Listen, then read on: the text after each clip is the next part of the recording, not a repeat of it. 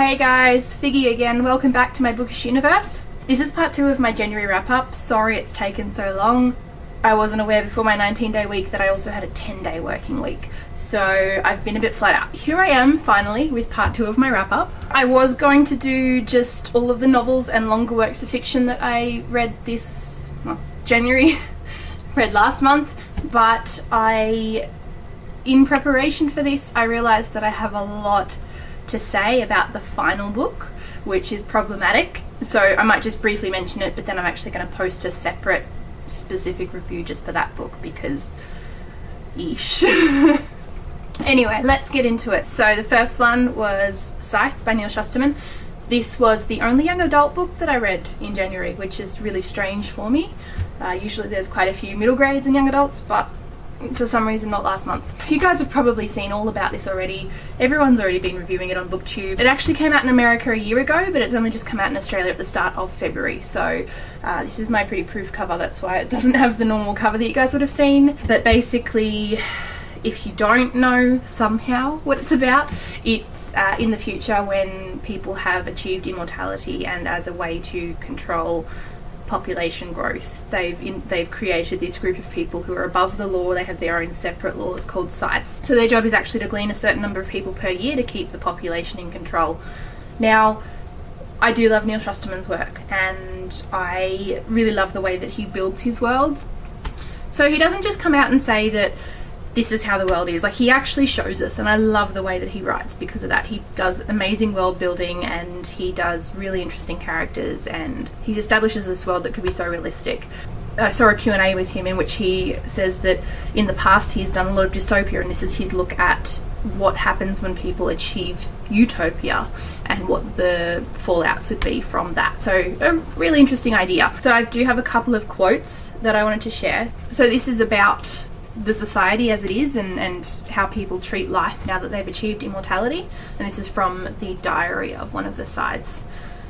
Old age used to be a terminal affliction, not a temporary state. There were invisible killers called diseases that broke the body down.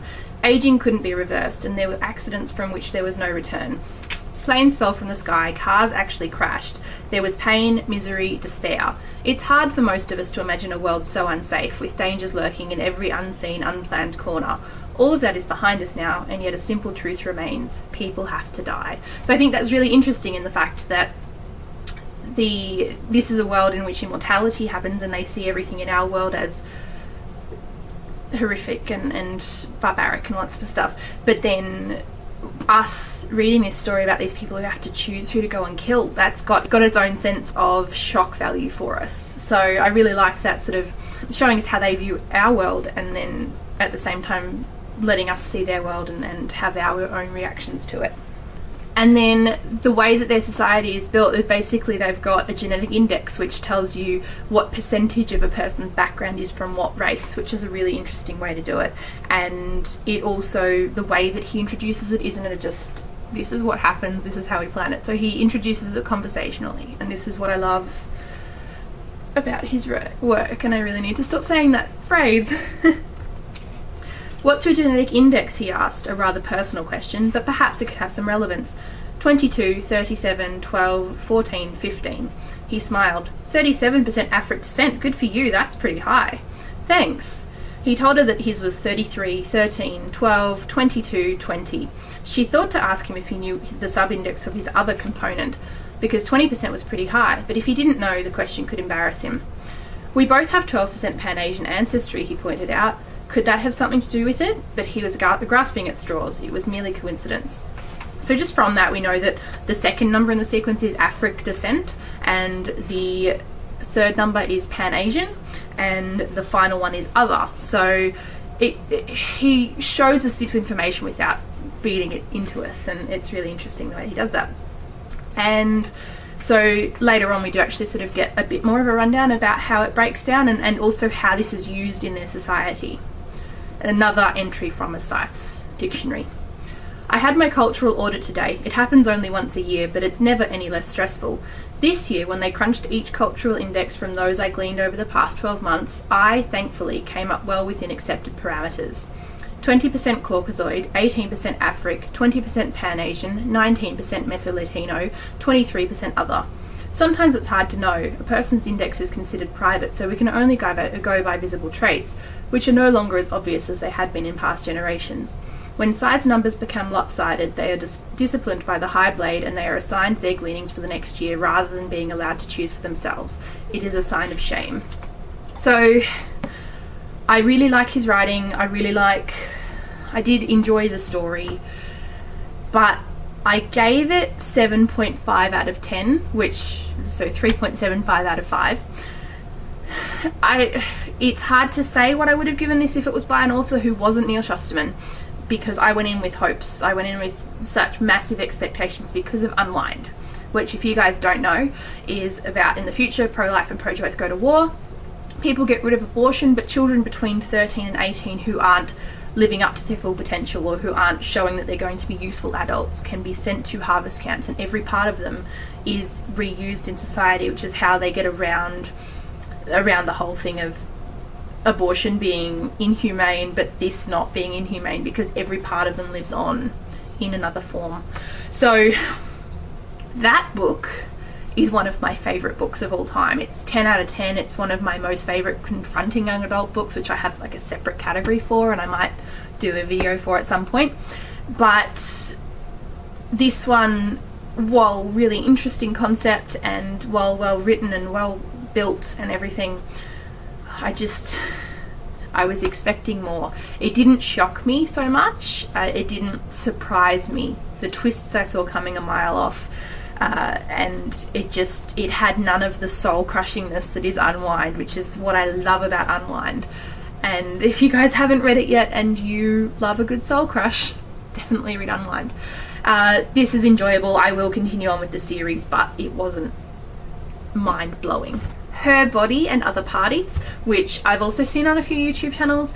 It's a collection of 8 short stories by Carmen Machado, and they're very grounded in feminism, but they've also got a speculative twist. So it's, if you like your sort of weird situations, alternate universes and people disappearing and all that sort of stuff, it's a really good collection, and I really do like her writing. I found some of the stories I loved and others I didn't quite connect with, but that's what you're going to get with any short story collection, and because of that it means that other stories will relate more to other people. It's hard to sort of say in terms of plot. Some of the stories didn't really have a whole lot of plot. They were just kind of testing boundaries and things like that, or they didn't have a wrap up. They didn't have like a proper conclusion, which is part of the reason why I don't read a lot of short story collections, is because I don't like the fact that so many of them just are unresolved.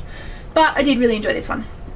So I've got a couple of quotes from some of the stories, and so the stories, like there's one that's based on an old fairy tale, which is, depending on who you talk to, depending on where you look, it goes by the name of the green ribbon, the scarlet ribbon, and basically it's about the story in which a woman has a ribbon around her throat, and her whole life she goes around with people wanting to touch it and to remove it and to know what's behind it. And so it's about that sort of story of women not having something that they can keep for themselves. Everyone's demanding things from them, and that was quite cute, but it wasn't one of my absolute favorites. Like I think it was about 3 out of 5 for me, maybe 3.5, because again I do like her writing, but just not earth-shattering.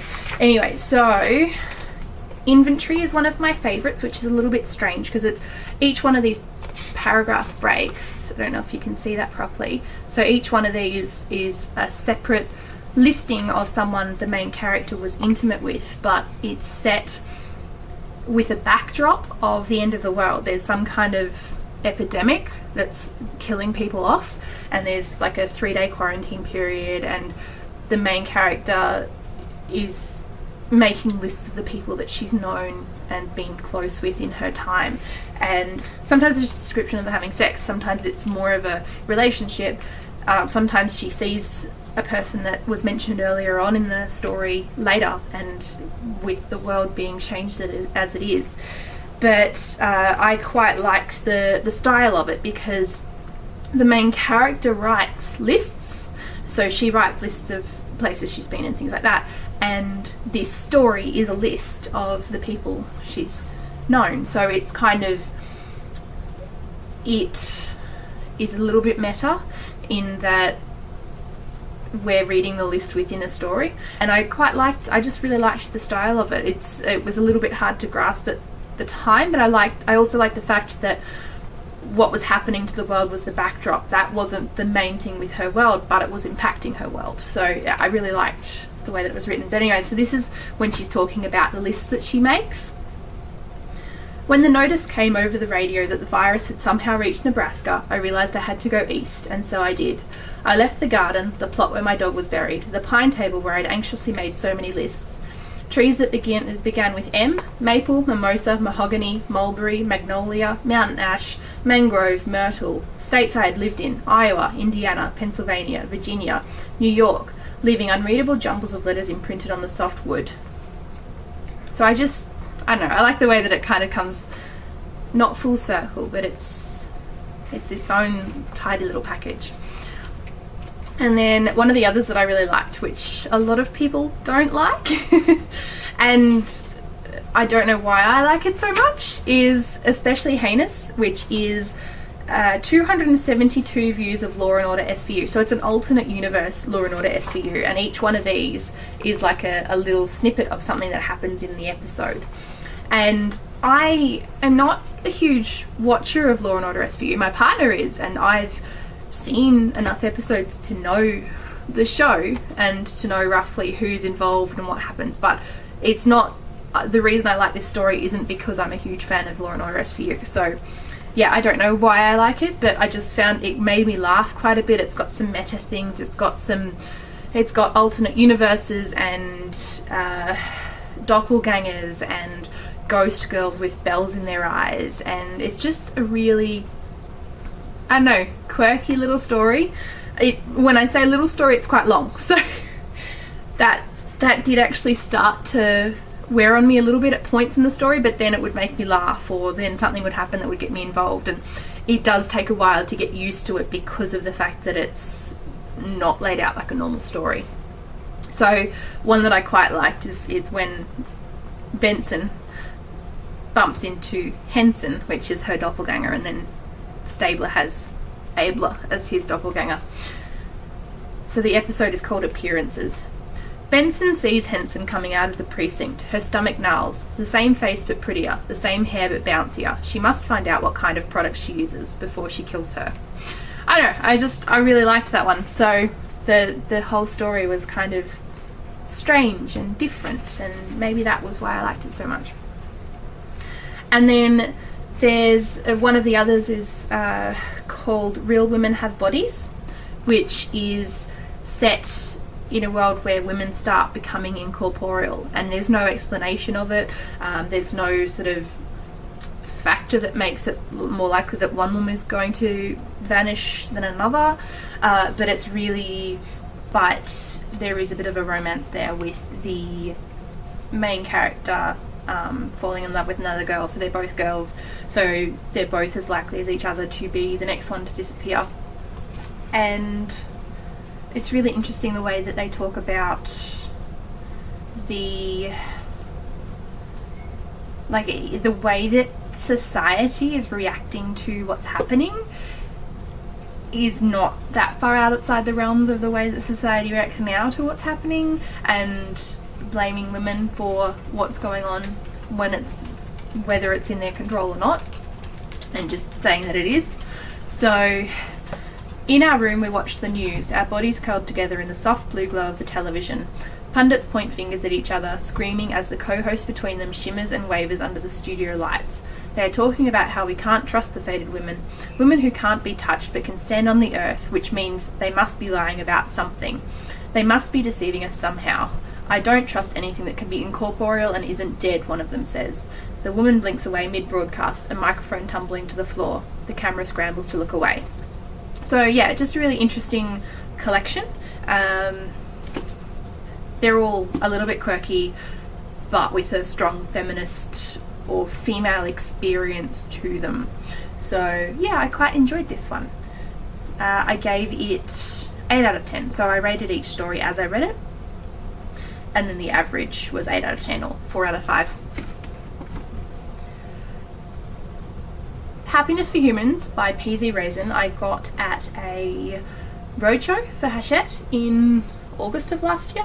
Finally got around to reading it, and it's really cute, and it's a story in which the main characters are an artificial intelligence who is learning to speak colloquially, and the human journalist who is helping him to learn to speak in a natural way.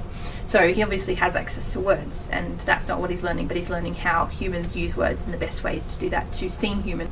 So it's a hard one to classify, but it has been likened to the Rosie Project, which I totally understand. The main character, one of the main characters being one who doesn't understand human emotions, and the other one being the person who is trying to show them that. So it's got some very direct parallels to the Rosie Project, but it's also, there's a bit of romance, there's a bit of mystery, and there's kind of a bit of a race for time as well. So Aiden, A-I-D-E-N, not A-I-D-A-N from Illuminate. So Aiden is the artificial intelligence, and he decides that it's time to set Jen up with somebody who would be perfect for her after she'd had a really bad breakup. So obviously not understanding the intricacies of human relationships, he finds people that he thinks would be perfect, but in reality they are not. So there's a bit of comedy of errors there, and at one point he does find her the right person, and this happens reasonably early on, that he finds her the right person, but then there are other factors standing in their way. So yeah, it's a bit of intrigue. I think it's got to be classified as fiction because it's not exactly speculative, given that all of the advances that are being made with artificial intelligence and what they're planning on doing going forward. So I think it has to be classified as sort of like a romantic comedy fiction, not speculative. It's like a soft, very, very, very, very, very soft sci-fi. The writing was quite good. It wasn't the kind of writing where I would kind of go, this is amazing, I need to quote everything from it, but it was interesting, and the characters were interesting. There were some things that seemed a little bit strange for me that weren't explained properly or explored properly, specifically with Aiden having internet access. Like, he's actually gotten out onto the internet and made copies of himself on the internet, but the people at the lab don't know, and if they knew that he'd gotten access to the internet, they would panic and they would need to shut him down.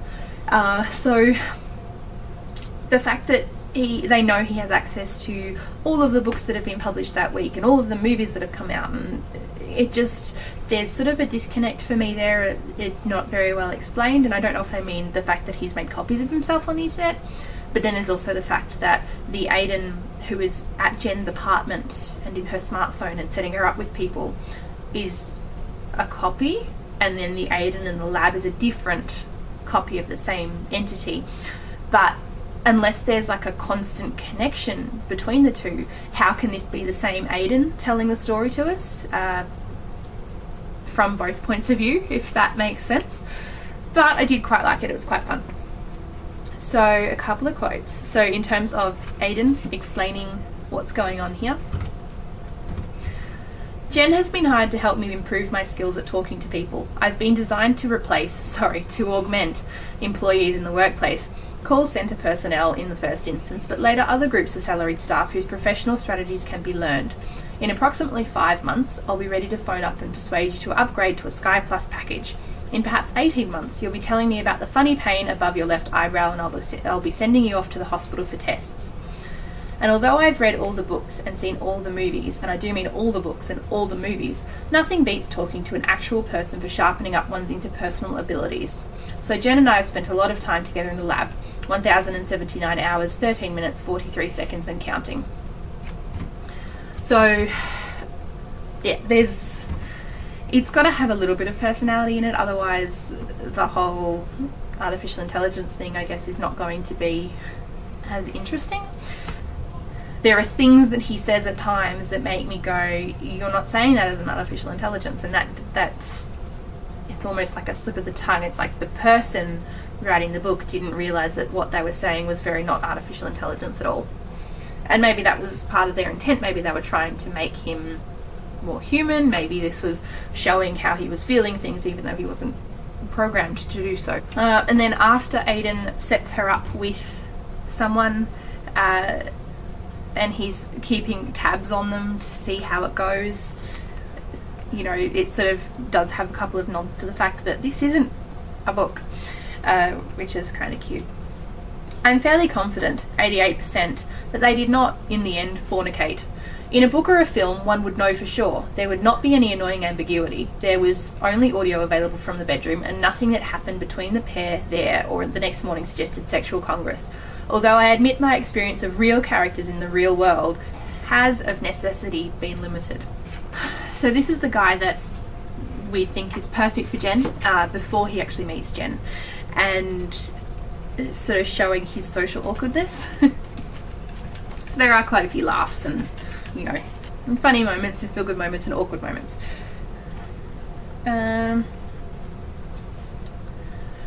I should have made something up. It's what a real novelist would have done. Instead I start talking about Victor.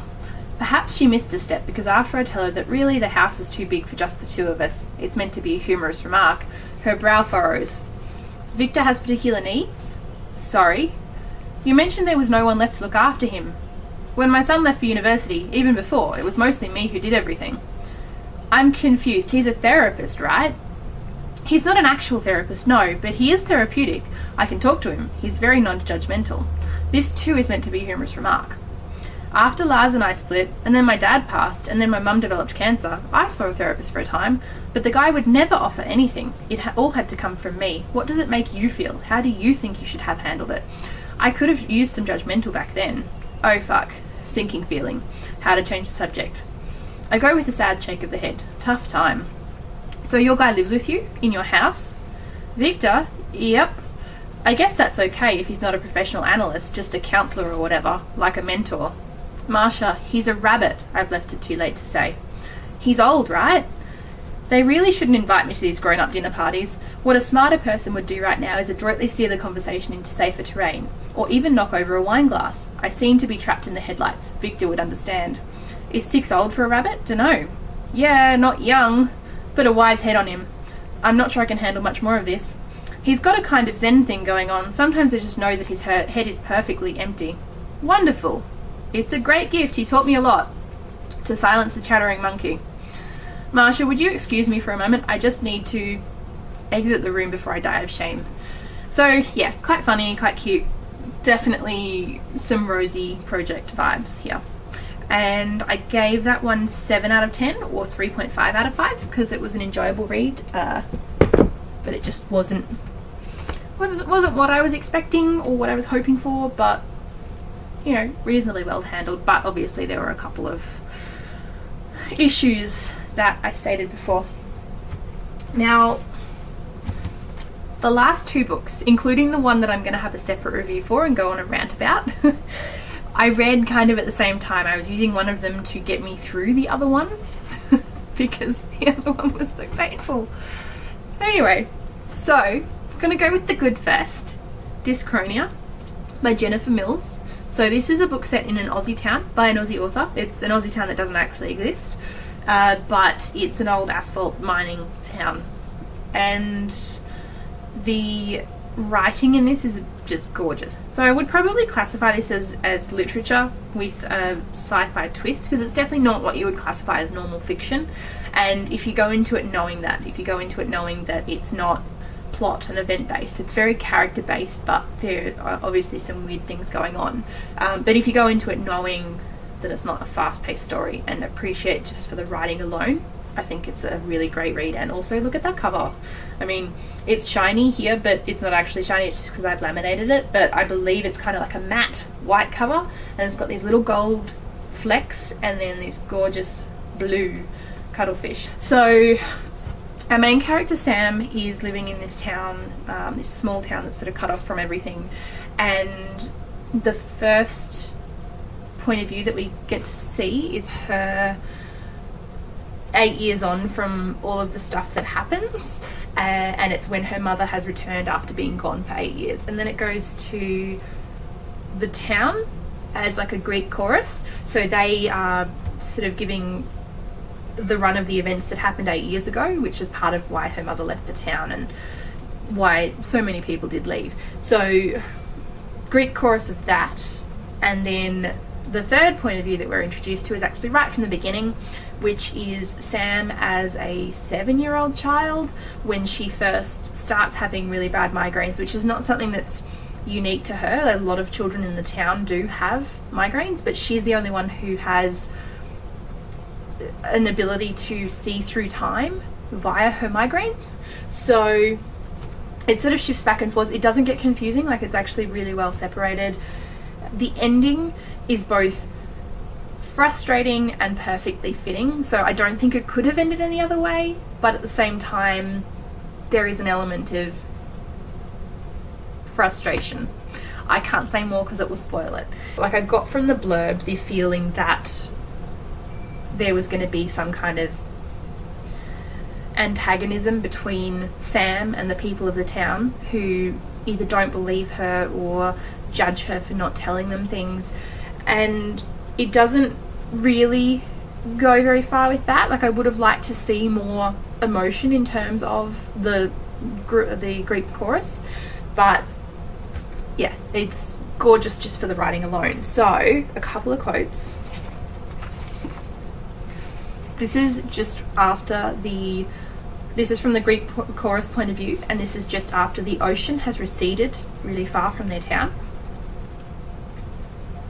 Gradually, the smell is revealed as if the clear light marks it out as visible against the beach. The details build a complex of memories: bait left out in summer, maggot roadkill, freezer failure, vinegar, and finally our asphalt squid. With that last, we realise what it is we're looking at. The light isn't shimmering off the sea like it's supposed to. The light is bouncing off hard, still sand and something else, many things, slick and lumpish things. How do we see what we can't imagine? We swallow mouthfuls of air and breathe through our sleeves. We stare at the mess before us, at the sheer ugliness strewn across the seabed, and we look from side to side, at each other and back at our cars. And again, at the sprawl of what the fuck, the field of there is no nice way to put this. We blink our eyes against the bleachy tingle, and one of us is the first to speak. We don't remember who it is, but one of us says, "That stinks." Down on the beach there are bodies, hundreds, maybe thousands of them. The bodies are all sizes, lying like pieces of raw chicken on the sand and weeds. The lumps stretch out into the distant haze, an uncountable number disappearing into the distance. We cannot fathom how many, how. And they stink, how they stink. The smell is baroque, it's white noise, it is aggression. We keep blinking, covering our faces, but we can't make it go away. So it's just so visceral, and I just love the way that she writes it. And this is from Little Sam's point of view at the first instance of time Dyschronia. The Sam who is watching and the Sam walking are distinct somehow, but in a slippery way. She's also both at once. It's an odd feeling, being here and there. On the one hand it tingles all over, on the other hand it hurts like hell. A dream, said her mother when Sam tried to explain. Don't talk now, and it faded like dreams do, and she didn't try to keep it. And last, nope, I can't find the right page, there we go. Even though I've got bright orange tabs on it. And then this is actually when Sam is a little bit older, she's a teenager, and when the title is proposed as a name for what she's got. Ivy had told her not to read the articles or pay attention to their theories until they knew what it was one way or the other. So when she opened the attachment, Dyschronia PDF, Sam made sure she wasn't watched. The subheading meant little to her: idiopathic perceptual disorders and temporal dissociation of childhood, but the title had an interesting sound, its corners sharp in her mouth. It may be contended, the author said, that pain and the perception of time have created a dissociative loop, a splitting migraine as a self-fulfilling prophecy. Something about it made her anxious. She closed the document, searched online for the new word, a strange addition to her collection, but the search turned up only a link to the same paper. It was an invention, or she was unique. Sam erased her search history, buried the file in a folder, and kept the word in her mouth for hours like a rainbow ball that changed colour as it shrank away. So, as I said, I really, really love the writing in this. I do feel like it would have been, if I had gone in not expecting this big apocalyptic kind of ending of things, then I might have enjoyed it quite a bit more. But it's definitely literature with a twist of speculative, so it's not exactly time travel, but it's seeing through time. And I did at times feel like it started to wane, and again, I think this is my fault going into it expecting other things, because I sort of started to get to a point maybe 2/3 of the way in where I'm like, okay, so where is this actually going? But it didn't make me want to put it down. So when I say that, I didn't read it all in one go or anything. It wasn't a book that kept me awake at night, but it was the book that made me physically able to read the next book, which is the Rant book. So yeah, I quite enjoyed it. I gave it 7 out of 10 as well, so 3.5 out of 5. But yeah, it's one of those stories that I think will probably linger for a little while. Okay, so the last book, I'm just going to do a little bit of a brief thing about it, and then I'm going to go into a separate review because yeah, it needs it. Okay, so Don't Wake Up by Liz Lawler, which is possibly one of the worst books that I have ever read, and that's saying a lot because I've worked as a freelance editor. I mean, I'm not saying that the books that I freelance edited were better than this, but I am saying that they weren't final copies, and this is, and this has been put out by a publisher, and I believe this was originally released as an ebook by the author, like a self-published ebook. So it's been out there and it's been getting publicity and it's been getting exposure to fans, and it's got over 400 5-star reviews from real readers according to the front cover. So that's obviously sort of saying the fact that it was published in electronic verse. Okay, so that's what it is. Sorry, I'm clearing this up. So it was published in digital first by the publisher. It's 27, which is an imprint that publish electronic first and then go on to physical copy, and I just, no, it shouldn't have been published electronically, and it should definitely not have been published in physical copy as it stands.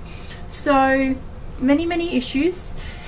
It deals with a doctor who is abducted one night when she's leaving the hospital, and she wakes up on an operating table, and the guy who has her held to the table tells her that he's removed her birth control coil and he's going to give her a vulvectomy. And then she wakes up in the hospital and there are no markings on her, and no one believes that she was attacked. So potentially a really good story, but it's not. So I'm going to link that below because it needs its own kind of thing, because it's just really bad. I need to rant about it for a while. So yeah, follow the link below, and I gave it 1 out of 10, so and I'll see you over there. And this wraps up my part 2 of my reading for January. So yeah, I won't count that as part of the wrap up, that's just going to be its separate review. So I'm going to come back soon with my hauls for January and haul for February and wrap up for February, and there's a few tags floating around that I want to get to, but I've just been so flat out with work. Please don't forget to like and subscribe if you want to keep up to date with what I'm doing and what I'm reading and what I'm hating, and you know, of course, what I'm loving, because the books I hate actually do come around infrequently because I often don't finish them. Struggling with another one at the moment though, so I might try and push through it so I can give an honest review. Anyway, I'll see you guys next time. Thanks for visiting. Bye. Why can't I say necessity? Okay. Necessity. Okay.